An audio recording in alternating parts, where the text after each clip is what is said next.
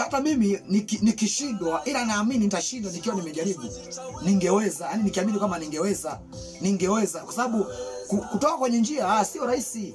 Sio rahisi. Haleluya watu wa Mungu. Mimi kwanza ni mshukuru Mungu kwanza kwa namna ambavyo Mungu amezidi kuwa mwema na mwingi kwenye maisha yangu. Nimefika hapa kwa sababu ya msaada wa Mungu pia kwenye maisha yangu. Kama vile Paulo akasema kwamba ni neema pamoja nami, maana yake ni neema pamoja na yeye kujibidiisha kufuata kile ambacho Mungu alitaka aweze kukitenda. Mimi namshukuru Mungu sana kwa sababu nimekuja kujua kuna vijana na kuna kijana. Kuna vijana unakuta wakati mwingine ni kijana ndio, wakati mwingine mnalingana hadhi, umri, wakati mwingine wanazidi hadhi nini, lakini ni kijana ambaye unakuta amechezea maisha yake. Hiyo inatofautishwa na kijana ambaye anakuwa amepambana kusema ni neema pamoja nami. Yaani nimefika hapa kwa neema. Sina michanganyo kwa neema, basi unasema ni neema pamoja nami. Yaani pamoja na mimi kufuata utaratibu na maelekezo ambayo ibada Mungu au namna njema ya kunifanya kubaki kuwa katika namna njema ilinitaka niweze kuwa. Maana kama vijana ni ngumu sana ukuta kijana anakuwa ni kijana anafanya michanganyo. Sio kwamba ni kijana tu mbaya tu fulani hivi. Ni kijana hana michanganyo. Hiyo ni wapo, lakini ni ngumu kumkuta hana message kwenye simu yake ambayo namna kutongoza nini. Ni ngumu sana kutokana na wakati na nyakati tulizonazo. Sababu nyakati tulizonazo fashion ya kijana wale wengi ni anaona ni fahari kuwa na binti fulani. Lakini kuna maisha unaweza kuyaishi unakuta yani uko safi kichwani, uko safi moyoni, uko safi mpaka kwenye simu uko safi. Hiyo nasema kuna vijana na kuna kijana. Hivyo mimi namshukuru Mungu kwa namna ambavyo nimekuja kujua Mungu anaweza kumsaidia mtu kufika mpaka huku. Unafika umri tu wa miaka kama 32 vile. Unakuta huna michanganyo, na sio kwamba hauwaoni, unawaona, lakini unalinda picha, unalinda ndoto. Unalinda kuna mahali unaenda. Unajua kwamba huko nako kwenda hapatakiwi niambatane na namna ambazo hazieleweki. Nitakuwa ni yeye nikiwa nimenyoka mali fulani. Sasa nikiangalia katika Efeso sura ya 6 mstari wa 10, neno la Mungu linasema hatimaye mzidi kuwa hodari katika Bwana. Yaani kuwa hodari katika kuwa hodari. Ukisikia mtu anasema kuwa hodari, manake hauwezi kuwa hodari au katokeza picha fulani, maisha fulani ukiwa hupambani na hali au hupambani na ukinzani. Huwezi. Tukiangalia wapo mitume wengi walikuwa wanapambana na picha, kulinda picha zao, iliwalazimu kuingia kwenye moto. Iliwalazimu analinda picha. Huwezi kuwa hodari ukiwa hupambani na upepo na hali fulani.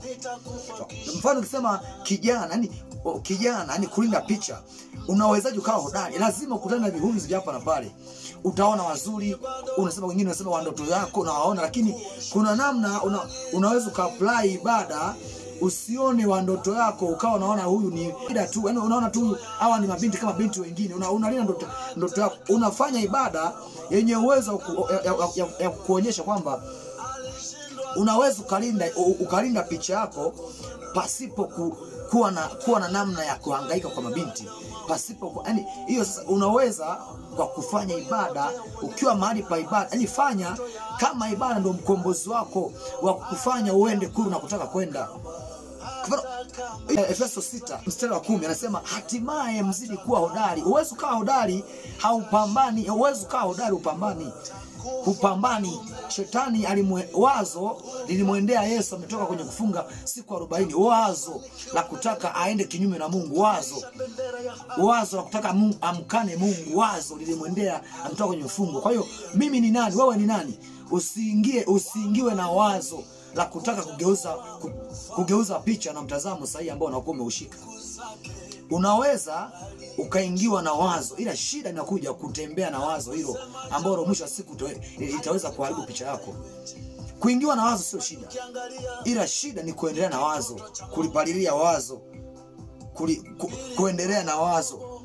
So, ukiona wazo limeingia, tafuta kufanya ibada ambayo wazo likiingia halikai. Ukiona wazo linakaa, basi jua nguvu chache. Maana sehemu nyingine kwenye Biblia inasema kwamba ukiona umezimia siku ya taabu, maana yake nguvu zako ni chache, ibada zako ni chache. Kwa hiyo unaweza ukalinda picha ya kubaki kwenye mtazamo fulani kwa kufanya ibada, maombi, yani kama mkombozi wako, yani kama mlinzi wako, kama hatima yako ya kulinda picha yako. Kwa hiyo nimeona niweze kuja na message fupi tu kwamba kijana au mtu yote ambaye unaweza ukawa na picha ya kwenda kule ambao Mungu anatamani ungeenda, unaweza ukalinda ujana wako. Mfano vijana ambao ni vijana rika yangu ambao wengine hawajaoa na kuendelea, unaweza ukalinda picha yako na uweze kulinda picha yako nje na ibada. Mimi nimefika hapa, isingekuwa ni masuala ya ibada kila siku ibadani, basi na mimi ningesombwa na upepo kama wewe ulivyosombwa na upepo. Mimi nimefika hapa ni kwa sababu kuna msingi unaotokana na ibada ulinifanya nikafukuzia huo usiku na mchana, nikafukuzia huo. Hivyo nasema usikubali kushindwa na upepo wote, usishindwe na upepo wote ambao unaweza ukawa unakuja kuharibu picha yako kirahisi tu. Yani upepo kushindwa kwako iwe ni umekufa, yani uwe ni umekufa, yani ameshindwa huyu. Mfano unafukuzia swala fulani, umelitangaza katika umma, umetangaza katika umma, huyu mtu anapambania kitu fulani. Maana wakati mwingine kushindwa ni kushinda. Yani unaweza ukawa umeshindwa lakini umeshinda kwa namna gani? Ukawa umeshinda katika namna umepambana, ila ulibaki kwenye track ile afu mauti wa kukutia pale, maana hujafika kwenye hatima fulani, lakini ulikuwa kwenye njia ile. Maana unaweza kuhesabika au umeshindwa, hujafika kwa sababu hujafika kwenye hatima ambayo ulikuwa unakusudia, au umetangaza, umeapply kwenye jamii kwamba unafika pale, ila wewe unakuwa umeshinda, maana umebaki kwenye track. Kwa hiyo hata mimi nikishindwa, ila naamini nitashinda nikiwa nimejaribu. Ningeweza, yani nikiamini kama ningeweza kwa sababu kutoka kwenye njia sio rahisi hivyo. Kwa sababu ibada nafanya, kwa sababu nimeshajua password yangu ya kulinda picha yangu. Kwa sababu nafika hapa umri 32 sijajichanganya. Password yangu nimeshajua iko wapi kwenye ibada. Lazima ibada ifanywe karundi konyoka. Wanyakristo wanasema lazima ifanywe kufa na kupona. Karundi konyoka, kufa na kupona. Ibadani lazima ifanywe kufa na kupona. Kwa sababu picha, kwa sababu nimeshajua, kwa sababu ukishajua dhahabu ni ya thamani kiasi gani, pia hata uwezo na mapana ya kuilinda utaweza kuwa na namna fulani pana ya kuilinda. Kwa vile kuna picha iliyo zaidi ya dhahabu hizi za duniani ambayo ninayo, lazima ilindwe. Na kulinda kwangu sasa kuchukua risasi, bunduki. Wapo ambao walikuwa na risasi wakiwa bado vijana, lakini bado walijichanganya na mabamedi na nini na kuendelea. Lakini risasi au namna au njia bora ya kulinda picha hii, lazima ibada ifanywe kila siku asubuhi panapo nafasi, kama nilivyosema katika Zaburi 32 mstari wa 6 kwamba kila mtaua akuombe wakati unapatikana. Nikipata nafasi asubuhi, lazima maombi yapigwe. Nikikosa mchana, lazima nitapata nafasi yapigwe. Nimekosa jioni, lazima yapigwe. Nini? Nalinda picha.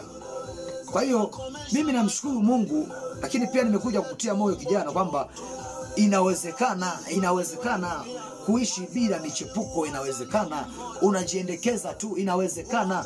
Sisi tumewezaje? Inawezekana kuishi bila michepuko. Inawezekana simu yako kuokoka, yani hata unakuwa na uwezo wa kumpa mtu yote. Inawezekana